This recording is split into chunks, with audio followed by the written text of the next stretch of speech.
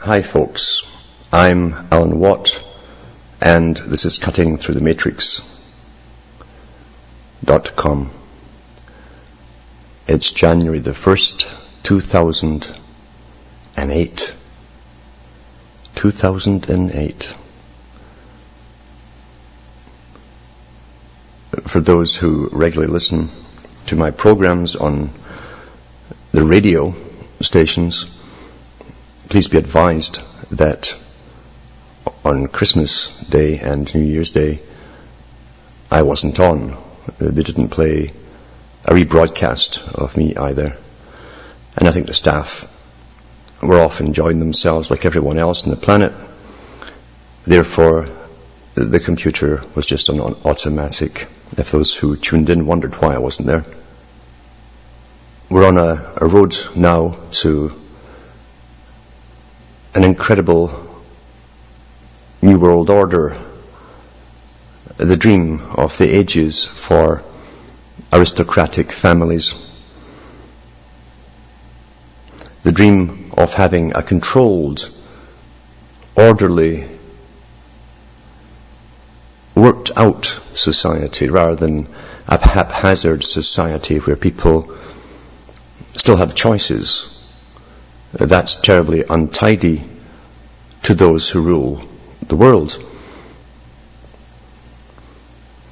It's hard to make big plans and fulfill them when people think they have rights and freedoms, and individuality comes into conflict often with other individuals. In reality, it's not so much individuality, it's the groups that form thinking they're individuals that end up fighting each other. And that's a problem inherent in society and within most people. You'll find this with all religions down through the ages and all peoples. Peoples like everyone else to be the same as themselves. And that's what culture is all about. When culture becomes concretized through many generations, anything outside that culture is too foreign to them and it frightens them. Therefore they try and either adapt you into their culture or simply eradicate you. And we've had troubles for thousands of years about this very problem. See, most people are the group. They are the big herd. They think they're individuals, but they're not really. They're simply adopting the customs and culture that they've been born into, never realizing that there are people at the top who understand this whole business and who guide culture along the way and alter it when it suits them, knowing that the herd will graze along right through the changes, especially if you make the changes appealing or free. And it isn't until they're inside the new culture that a few of them will even look up and notice the changes. Most people drift through life without thinking very much and very deeply about anything. And that's a sad observation, which is true. An observation made by the elite themselves, and many of them have published this particular fact.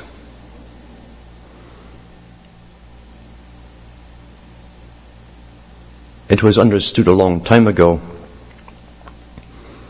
that technology would be the savior for the elite, on behalf of the elite, for controlling society. The sciences, in other words. Eons ago they couched it in terms like nature.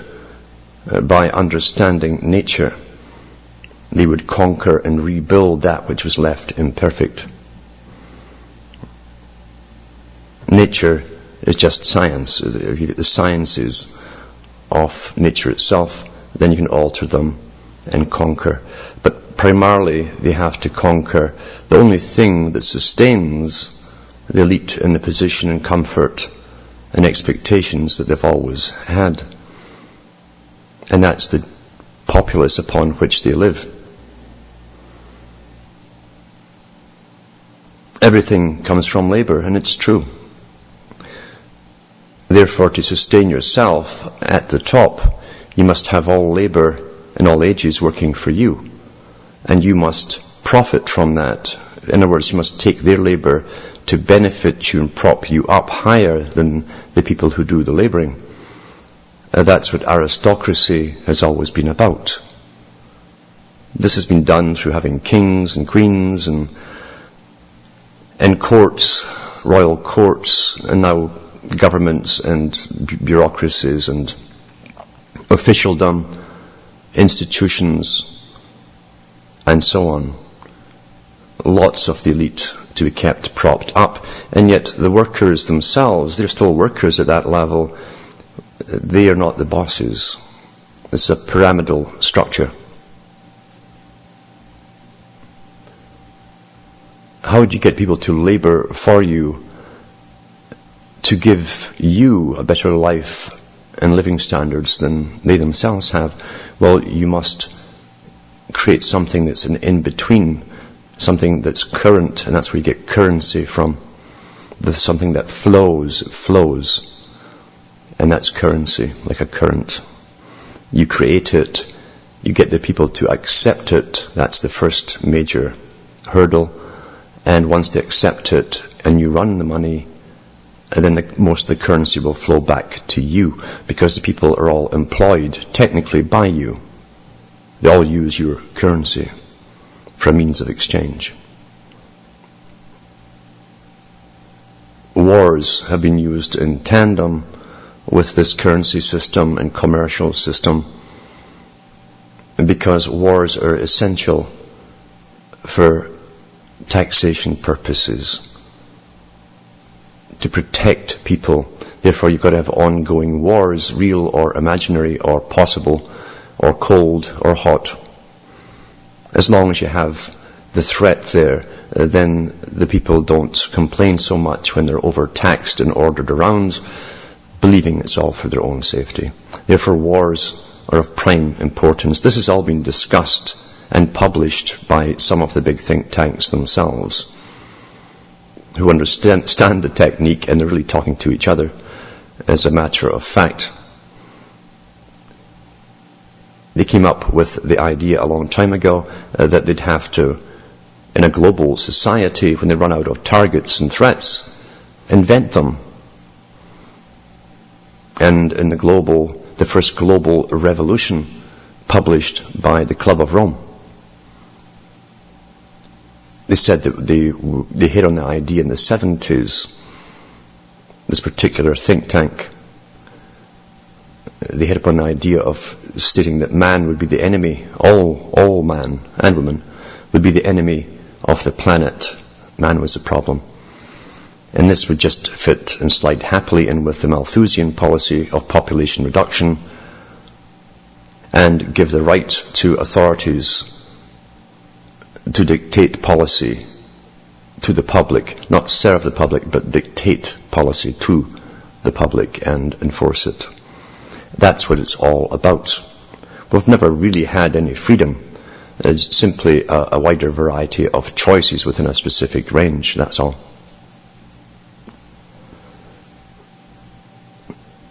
To compound all of this and make it even worse, we don't simply have a media that works for the elite, and always have. That's always been the purpose of the middleman media, is to peddle a reality to you and keep you running around in circles, conversing about topics they give you to debate.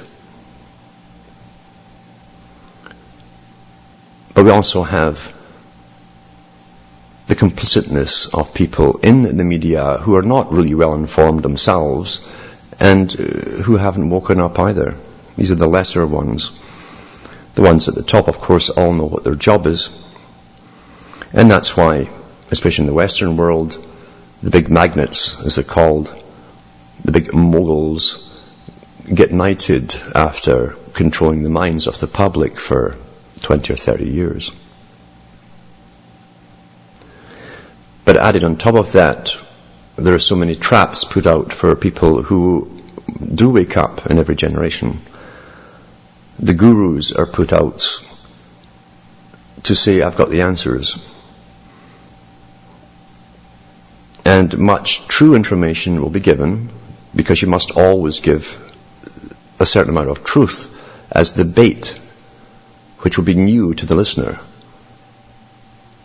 And then once they swallow the bait, and it's a big enough following, you simply warp it off into some other realm of fantasy, where there's not a chance in hell of complaining to anyone to fix this problem, because how can you complain to aliens or entities from Zeta Reticuli or any of the endless amounts of diversions and impossibilities we have been given?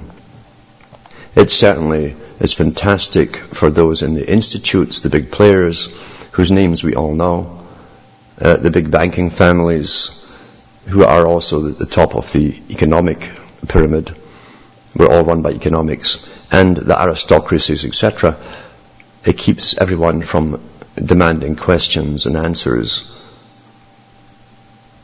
from these characters.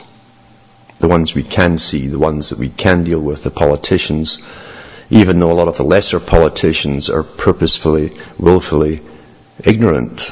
A good politician knows how to play the game and what not to ask of his superiors.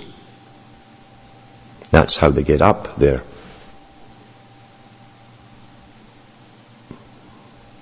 But all of this rests upon the compliance,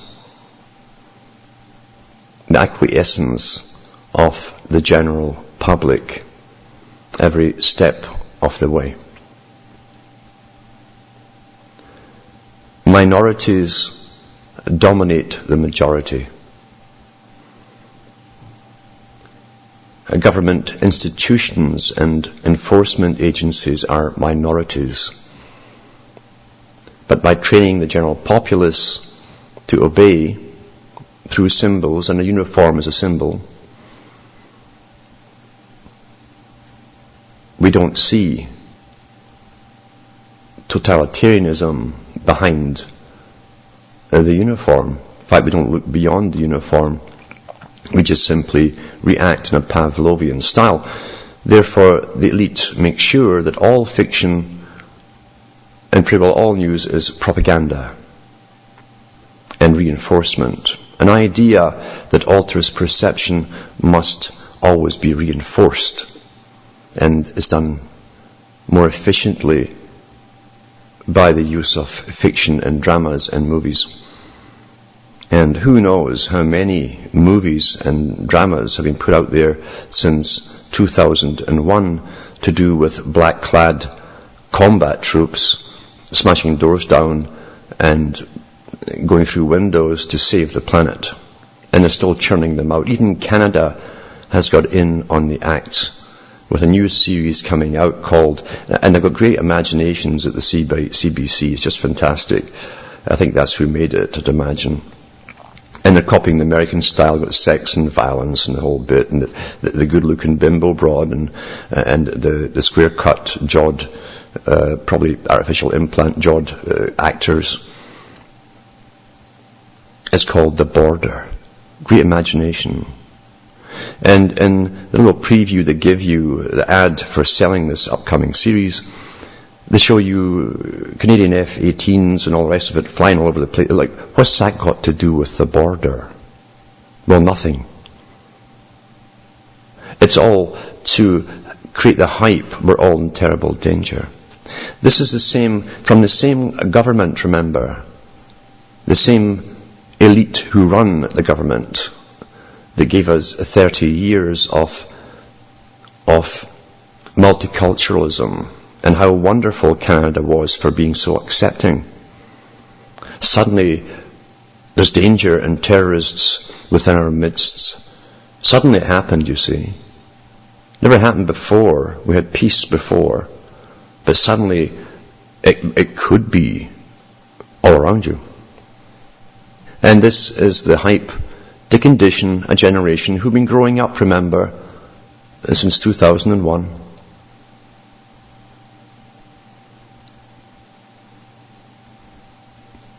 who will in another 8 or 9 years be wearing the uniforms themselves, who will never have known a world of peace.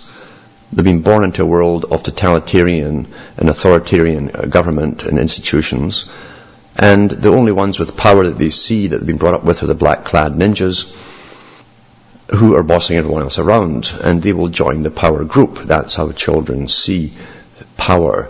The ones who dominate are the ones that attract them. Something every tyrant in history understands, and they will never have known a time prior to that because they weren't born. They'll think being asked at checkpoints for ID and so on, and ask a lot of questions about where they're going, and all that kind of stuff is quite normal. All you have to do is raise one generation to think it's quite normal. But the amazing trick too is to get Joe and Jane Average, who are older, who do or should remember a time previous to 9/11, 2001, to also not notice the new normal and take that for granted and have them quickly adapt to it as though it had always been here. And coupled with the internet and all the free programs that they get and all the data they give out about themselves, you see they're already trained to a world of no privacy. I listened to a public broadcast blurb last night. I've had the flu for the last few days, so I didn't do too much. But I did watch this public broadcasting thing. First time I've watched TV in ages. But at least there's no ads in it. And public broadcasting is still run by the same institutions and so on behind the scenes. However, this one was about information and loss of privacy. And they had a couple of professors on and journalists and people from the big games that they put out there, and also the programs for the internet that are free. And they all quite readily admitted that nothing is for free.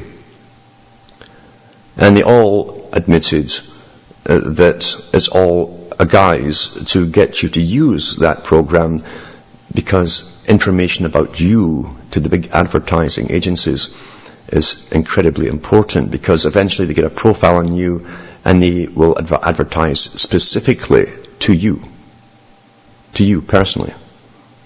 And that's what it's all about. But it's also, which I didn't mention, was the fact that it's for agency collection, for the big agencies that work with the government. That's also part of it. But it's free. And as long as it's free, everyone jumps for it. That's part of the culture of the commercialized West. And they don't realize that is what their culture is all about. It's commercialization.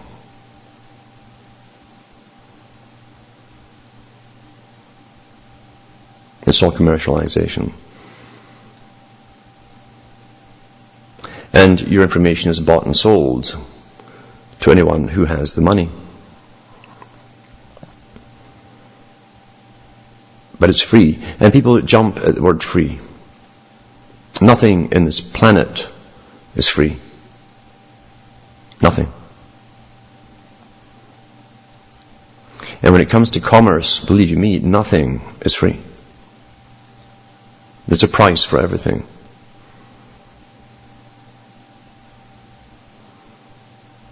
It's a bit late afterwards to realize what you've done, often, isn't it? I've heard elderly people say that eventually the human race would sell its soul out for convenience.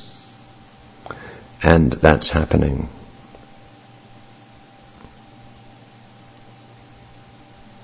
The dream of the elite is here. A society that doesn't mind being monitored, watched, prodded, poked, told what to do, with no backlash, is the dream of the ages for the elite.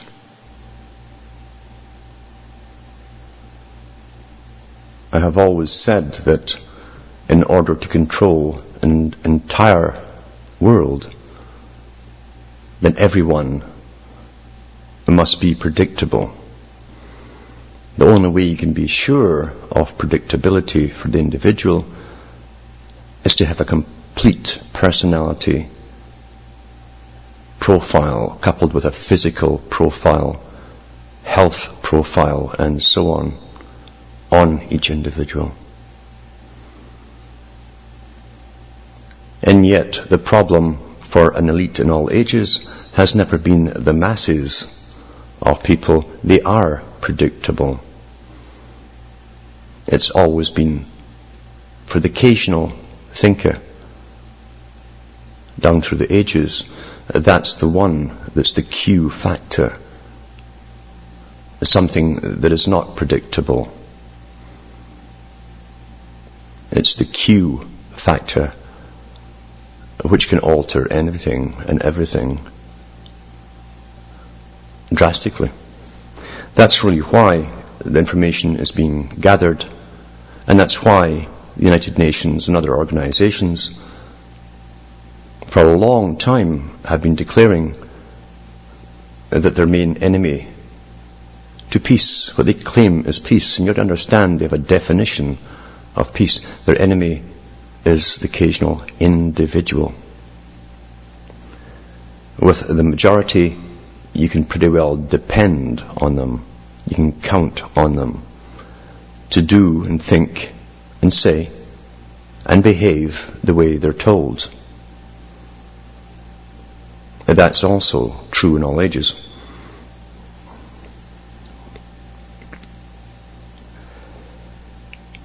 Many years ago, I would occasionally broach subjects to do with the future as it was going, even before computerization came in any big way.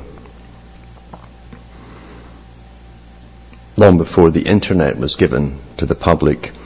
And I watched whole countries that were suffering from massive unemployment, which was a planned unemployment,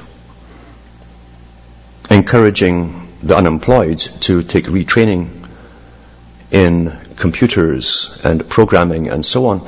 And I knew it was a must-be, as it's called at the top, to put so much time, energy, and the tax money that they could use for themselves at the top, but actually using it to retrain the public for something that was of prime importance. And the hype about being left behind in this new revolution, all the buzzwords were there at the time, which said that this was of vital importance for the elite. Because nothing is given to the public for the public's enjoyment. It's mainly for control purposes and better control purposes. And I said the day would come when everyone would give all of their data, their information, to anyone who asked for it. And it's just like living in deja vu all the time. And that's why you're very selective in who you generally tell. At least that's how I used to be. Most would never understand or comprehend what you're even talking about, or the drastic changes. I can remember people saying it was impossible that Britain would join a union of Europe. They said it was impossible that they'd give up their national identity. There's still people today who think it's impossible that the US, Canada and Mexico are being amalgamated. It's an impossibility for them to comprehend. And yet, when it's done, they'll take it so quickly. They'll adapt so quickly as though they'd always known it. And though it's somehow normal, because they don't think through things in any kind of depth whatsoever. The media truly does their thinking and their reasoning for them, as Brzezinski said.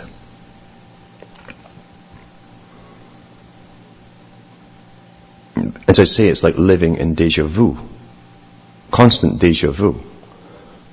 Always knowing. Because you study history. You study the agenda. You study the reports and the papers and the books put out by the big think tanks over the years, all going in the same direction, all expounding their vision of their utopia, peace on the planet for themselves at the top, can only be completed when there's no thinking people beneath them. No people with independent thought or the ability to even have independent thought. You mark my words, all the big New Age gurus that have been put out there over the many years and well financed at the top and well coordinated too from the top, under a myriad of names and organizations who all promote the same stuff and have the same religious buzz terms, vocabulary that they're given. They will all take you off in different directions that you think you're in your own little select areas and paths, and bring you all back onto the same road of being one. Even those that you think are fighting it will bring you onto that same road of being one through altered states of consciousness. That's what it's all about. That's the main purpose of the propaganda and the indoctrination. Try drugs, try this, try that, try meditation, and then it'll be the final part, because the whole intent is to get you to want altered states. Here's the electronic version, coming to a chip near you and for you. Always give the people their shepherds, the good shepherds, and the sheep will follow. Make a sheep pen and they will come. Sad, isn't it? And very predictable. But religion has been a tool for thousands of years across the planet to guide and shape and conquer the minds of people. Every major player at the top today has at one time or other mentioned that fact, that it's always been used, and that they will use a new type, a new form, a new religion to get them into the final phase, based on a form, what the people think is a form of earth worship.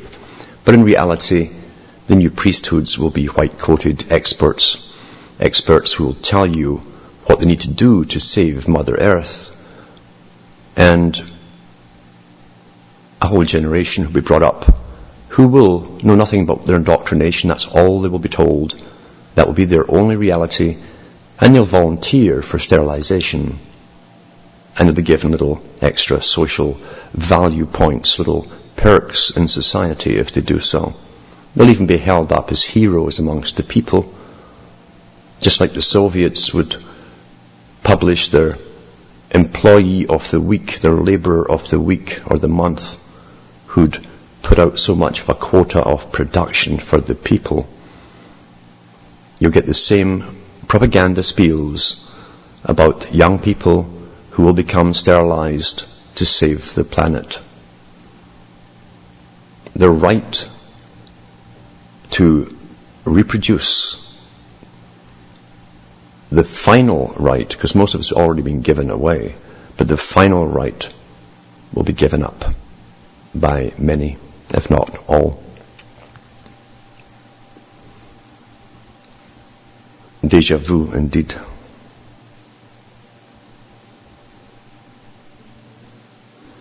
A new religion, as they said, a long time ago would have to be created. But to create a new religion, first you have to blend existing ones, the familiar. A new one coming out of nowhere won't take, because all religions really are hatched on the backs of previous ones. That's why they take with the first generation they're applied to. there has to be a familiarity which you can identify with from your previous religion. Therefore, the New Age, as Blavatsky said, would blend the religions of the West with those of India and the Far East. And it has been successful because it's a stepping stone to where they want to bring everyone. And deep behind all major religions, you'll find them taking stories and borrowing stories from much, much older ones, often going all the way back to India. The New Age, which is simply a blend of shamanism and pantheism, Hinduism, a big, big dash of Hinduism, and some Buddhism, all the isms, will eventually go into the direction which they all were designed to go into, where you become one. The first step in becoming one is to convince the followers that everything, and they'll use the term illusion, is illusion, but what they really mean is it's not real at all. An illusion, remember, is a distortion of a reality, like looking through an old-fashioned pane glass window from the side. You'll get a distortion of a reality which is there. But what they're really telling you when they say illusion is that nothing is real whatsoever. That's the greatest trick of mind control. You lose your identity in such thinking. You lose your persona in such thinking. And what they do in brainwashing is called depersonalization. It's the first main step in brainwashing a victim. That's why they use this technique of saying nothing at all is real. I've often used the term illusion to mean it in its proper definition, a distortion of reality, because they distort in this system our perceptions so that we'll perceive events as they want us to perceive them, rather than how we should say for ourselves how things actually are.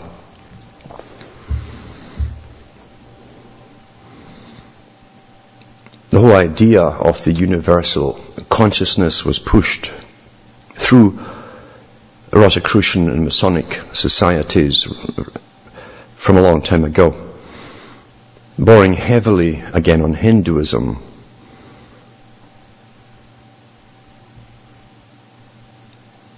And this whole thing about karma.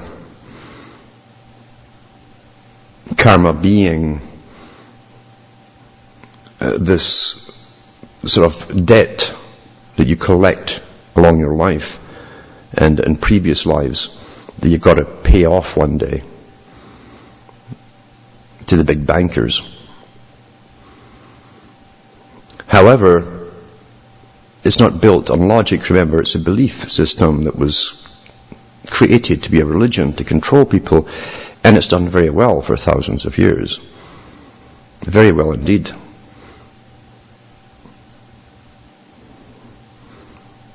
If you have no memory of previous mistakes and lessons that you've learned in a previous life, what's the point of simply living again and again to be burdened with more bad karma because you didn't know what to do right this time? If you have no memory, how can you rectify it? But it's not meant to be sensible. It was created to be a belief to control people. It also creates a form of hopelessness, you see, which is logical. Because karma built up in your life right now must be worked off in a future reincarnation. But when you're working it off, you're going to collect more karma in this life and in the next, which must be in turn worked off in another life. The Hindus call it the wheel of reincarnation, And Gandhi himself called it a burden too great to bear, because there's no release, it goes on forever. Yoga, which was made popular in the West and aimed again through the clever disguise of health, when they tried to get it in at first, they knew it was part of a religion, a vital part of a particular religion, and so they tried to give it a scientific guise. Therefore they pushed it through health clubs and women flocked to it. But yoga was actually developed as a means of escape from the endless wheel of death and rebirth, based on faith again and belief in the system of reincarnation.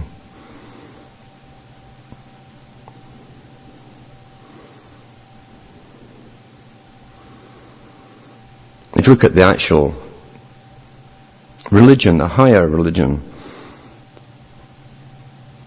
that this is based upon, you go back through the path of karma to the beginning, and you'll find there's a stage when the Hindus claim, they called it gunas, the 3 gunas, or qualities of the Godhead were in perfect balance in the world, or in the void, really the void. All religions begin with a void, the nothingness from which it all came, and to which it will all return one day. Then something happened to cause an imbalance in the Godhead, and the prakriti, they call it prakriti, which is manifestation. It all began, which brings about illusion, which we experience as the universe today. That's how it's taught in Hinduism. Therefore, bad karma began with an imbalance in the Godhead itself, and therefore is built into the very fabric of the universe, which means there is no escape. The high Brahmins understand that. Yoga or no yoga.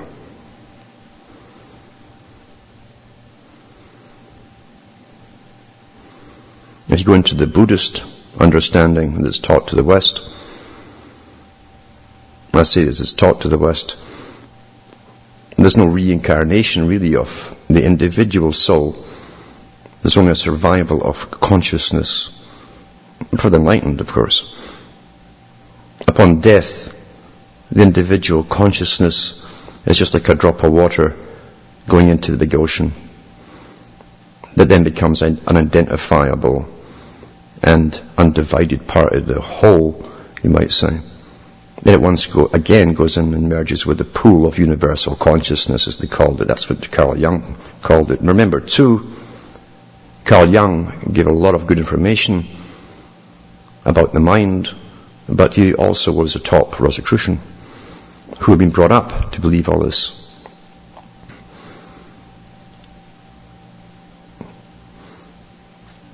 So once again, as the consciousness goes into the pool of unconsciousness or world soul, from where it got separated, that's the end of it. So all is one, one is all. That's what they mean by that. You know. George Lucas did Star Wars, and he blended it together, and he called this great pool of consciousness that the Hindus use and the Buddhists use, he called it the Force. And that's what he talked about, that it could be tapped into and used for mystical powers and purposes.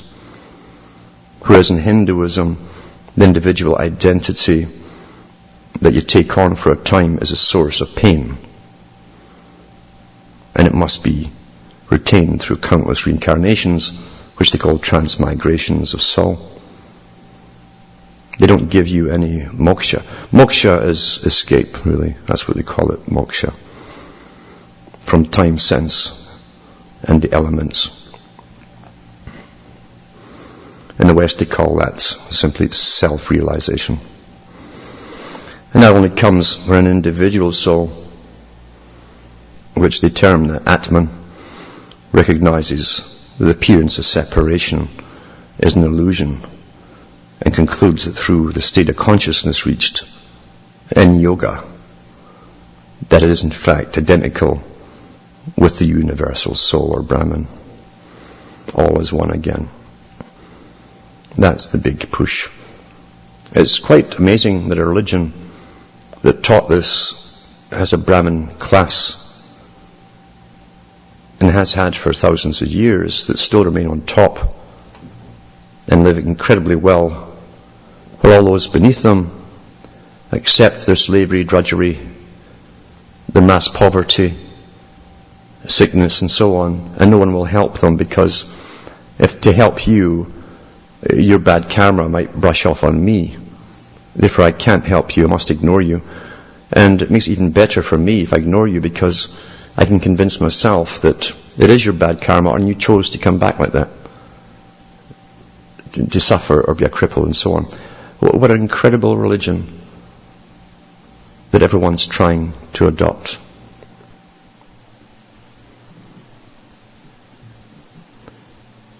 It's interesting to note that Charles Darwin's, his grandfather's theory of evolution comes from Hinduism. The whole idea being that to back up karma and countless recycles, it must mean you're going towards something. In other words, it's been blended with evolution. So that's why the modern New Age Hinduism for the West has adapted the idea of evolution. We're all growing towards something, which again is what an elite always want, is to guide whole herds of people along a path which they must make sense of, even though the making of the sense is given to them too. All the answers, the propaganda is given to them. It doesn't take logic in belief systems. It's based on faith, but it's also based on accepting what you're told by superiors.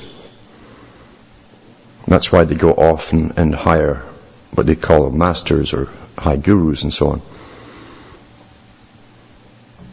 Remember what Blavatsky said, the blending of science and religion. And out of that came a whole bunch of organizations which have done exactly that. They've blended these forms of combinations of Hinduism, Buddhism, and evolution, and mixed it in with science, because we've been taught that science is beyond question. It's not religion, is it? But in reality it is too. At least the theories that are given to us is based on faith, since most of us cannot ever investigate or try to emulate the empirical proof through experimentation. So it's based on faith. But it has the appearance in a white coat of being different than the old black robed priests. Yet it's just the same. We're being misled in 1,000 ways by white coats and experts on purpose.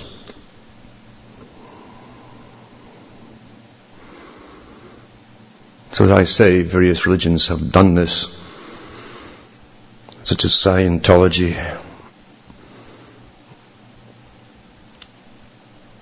and others, even psychology. Certain branches of psychology have branched off into it too. You can get lots of New Age psychology ones out there, bringing them all together and hypnotizing you into your past lives and all this kind of stuff to back up why you've got problems in this life.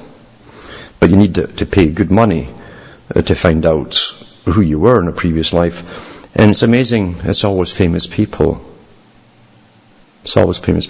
I've met 7 people who have been Cleopatra so far. And I tell each one of them, it must have been awfully crowded in there. You never find them being the peasants or the milkmaid. It's always someone who's famous. Mainly because their knowledge of how ordinary people would live in those ages is not in their memory banks. All they're given is history to do with famous people. So they know little bits and pieces of it from Hollywood movies and so on. And that's why they identify with them.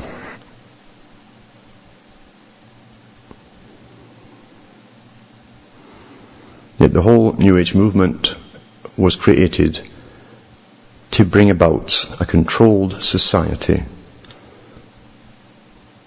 to bring in eventually its natural progression into an earth-worshipping system where the scientists will be the new priests and everyone will obey them as though they were holy people, altruistic minded, who are out to save the world and the planet and everyone in it because they care.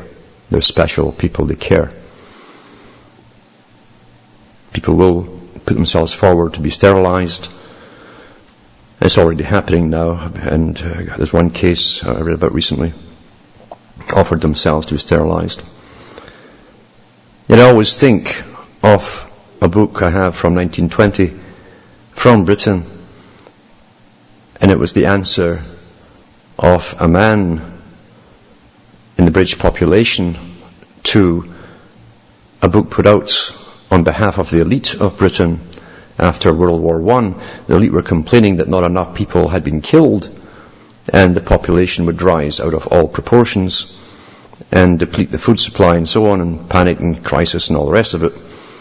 And this man had used the same statistics that he'd gotten from the British government to prove the reverse was true. And to show, and he asked a very important thing. He says, well, how come, and he named all the people who'd put their names to this particular book condemning the public. He says, how come each and every one of these famous aristocratic families has at least 10 to 15 children between each themselves per family? And here they were complaining about the commoners going to breed out of all proportion.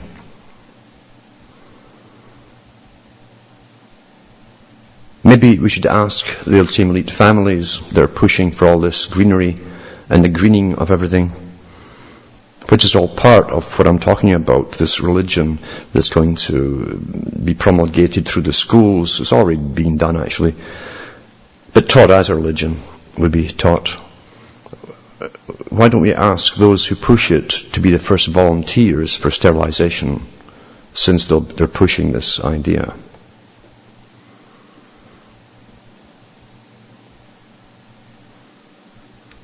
If they're so eager to promote it through the populace, why don't they volunteer and be the first examples?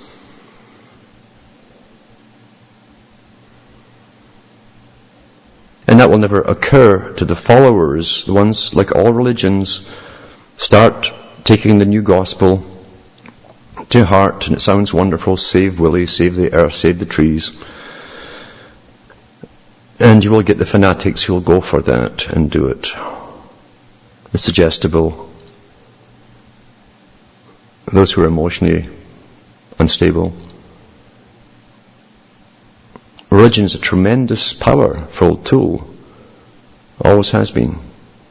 Because the devotees can give themselves fanatically to a cause.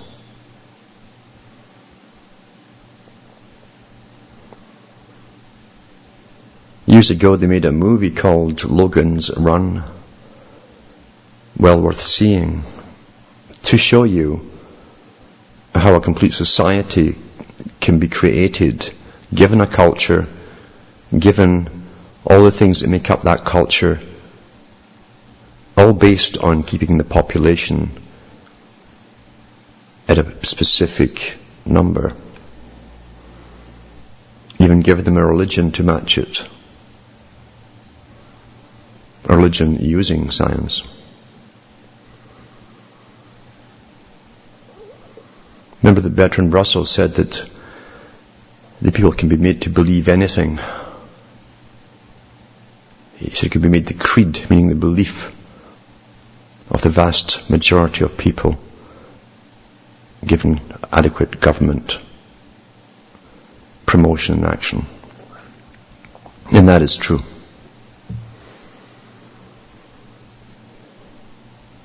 Getting back to what I was talking about earlier, on the lack of privacy and how people en masse are giving up without a thought. All the information, personal information about themselves, which is getting more and more extensive when they join the Facebooks and so on, all these programs out there. Getting very, very personal. And they just give it all out because it's like giving it to something which isn't quite human, so it doesn't matter. A computer is very impersonal. And someone standing with a notebook across from them asking them these questions might make them nervous, but when it's just a program, it kind of makes it unreal to them, I think. But they dish all this information out because the ancients that wrote all the holy books said that this would happen. All that was hidden would be shouted from the rooftops, meaning available to anyone who wanted it. The ideal utopia where the ordinary person would have no privacy and no ability to retain privacy eventually. Certain sayings are common in the media. You can't stop death and taxes. You can't stop progress. Or you can count on death and taxes. It's the only thing you can. But what is progress and who defines what progress is? You can't stop progress. It obviously means someone defines it. Yet it's a word into which no one really inquires the meaning of. They don't say, you can't stop scientific discovery. They say you can't stop progress. It can only be progress according to a plan if it's therefore approved.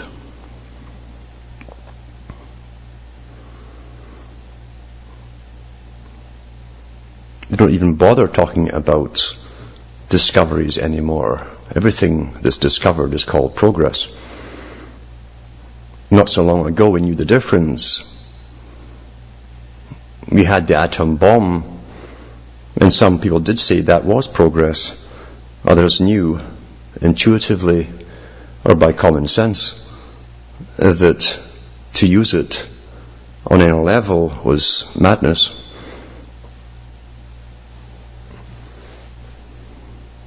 But now all is progress. So every scientific discovery is hailed as some kind of new territory that's going to benefit us. And I look at the benefiting of society and how it is accepted by the public, all the things which are now opposite of what they used to be, I mean value-wise, and how we've adapted so easily into the new values and accept that whatever revolution, as they're always called, brought them in, that it must be for the good. It's progress. Yet every part of nature that comes under attack has a price, because there are natural laws in the world. Everyone knows this, really. We don't want to ponder or think about them. We don't like to think about consequences for actions. Yet for every action, there's an equal and opposite reaction, even in our own lives, personal lives. Nothing is for free. Yet we generally take what is the easier of the two routes at the time to follow. And often we suffer later on. Some never suffer because they have no real depth of thinking. The creatures of instinct, as they've been called in all ages. But everything has a consequence. And I thought about, again, the sciences, the knowledge that's been accumulated of humankind for thousands of years, and how people like Plato could write about a future society, this utopia that would come into being in his book The Republic. The utopia for an elite, yet we made no distinction about this. He didn't pretend it was for everyone. On the contrary, he spelled out who would be in charge, the ones that were fully evolved, you might say, the top aristocracy, and the commoners were called its. He called them its. They weren't really people. Who'd be bred as livestock, would be bred to serve the guardian class much better. But he also went through the stages on the road to this utopia, and one of them was to create a society where all dissension would be eliminated, not for peace and security for the public, but to make them more efficient in serving the elite. Everything that distracts or detracts from efficiency would have to be eliminated. And he talked about all the different things that cause it, including men and women, and emotion, the emotion that comes between them and their relationships. And his answer to it would be that all women would be held in common, that's the easy translation from the Greek. But really, what he was telling you was that they'd be made available, and that would cease the natural bonding process of couples. It's harder to bond when you've had many. Something they knew thousands of years ago, and again something which has been promoted widely since the 1950s up to the present. So now it's a normal, not really to have a permanent mate. Even the terminology has changed to partner. Partner is a temporary thing, it's also a business thing. In business you can go in and out of partnerships. And so they got rid of all the old standard terms, because these terms all have a tremendous psychological impact, you see, so they get rid of them and give you new terms which you adopt without thinking. And really the term mate is gone. It's got more permanent connotations to it. So we are manipulated in so many different ways, but he saw this time coming because they'd worked towards it down through many, many centuries as they built up their world empires and amalgamated them and built up more and amalgamated them till now you have the final amalgamation going on right now. And a public that would serve them better with less dissensions amongst them. They'd be more efficient when all emotional bonds were broken, and the state would be in charge of everything. That's been pretty well fulfilled, including what he knew they'd do. They'd bring in women at the end in the military. And the beauty of it all is to make people think that they're freeing themselves as they do it. They think they're making their own decisions. That's the beauty of the elite's macabre intellect. They understand humanity so well, they can get the people to actually go along and want it, thinking they're doing it for themselves. It's amazing. And then they would interbreed the military class with each other for a few generations and perfect that. They'd be a military class in perpetuity, basically. And he also talked about the alteration of other types of its for specialized jobs by selective breeding and inbreeding them for specific tasks. Well, we know it's genetics that they're using. And yet every one of the top players in the world quotes Plato, and they read Plato.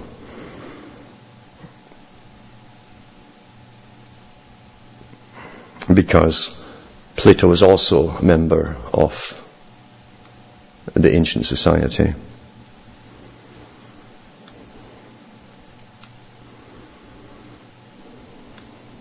To understand what's happening, you need to step out of society, out of the groups, if you can handle it, and go on your own journey through the mind and through who you are, which might terrify you. That's why most folk huddle in groups. It gives them a sense of security when everyone uses the same language and uses the same explanations and justifications for doing what to do. But all journeys start with yourself before you can look outwards. Understand yourself, understand all others, because you have the potential to do all the things that they're doing. But hopefully you have more sense.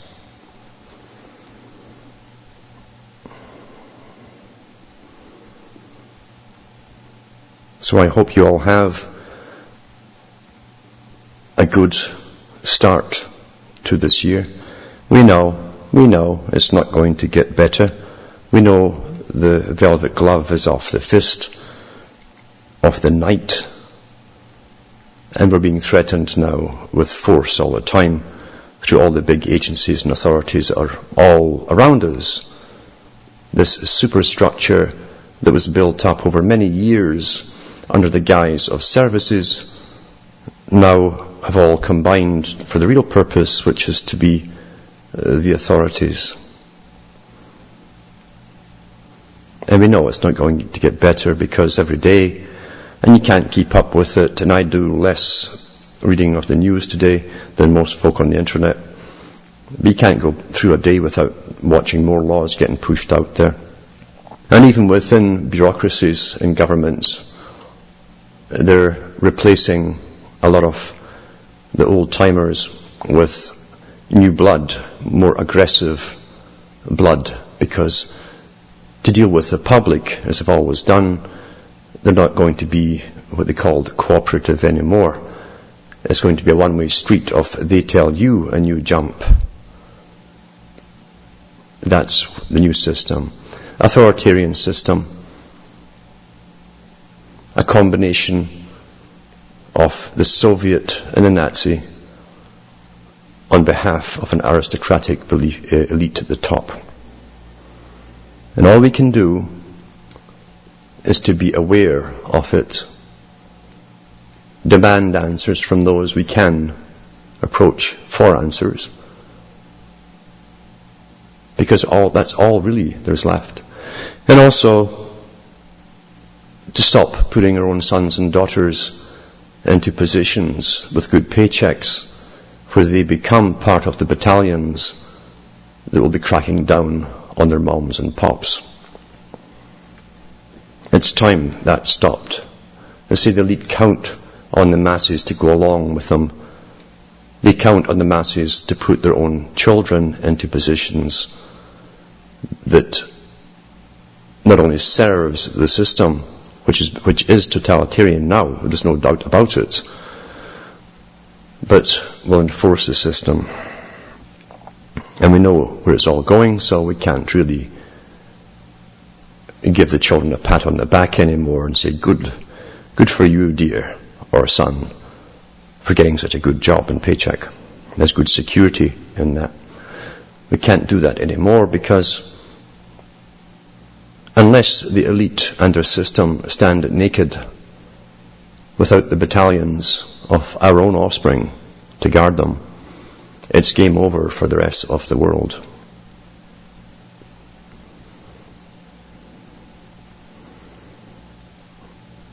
Think for yourself. Question everything. Watch who you follow. Preferably you should lead. From Hamish, my dog, and myself, it's good night, and may your God or your gods go with you.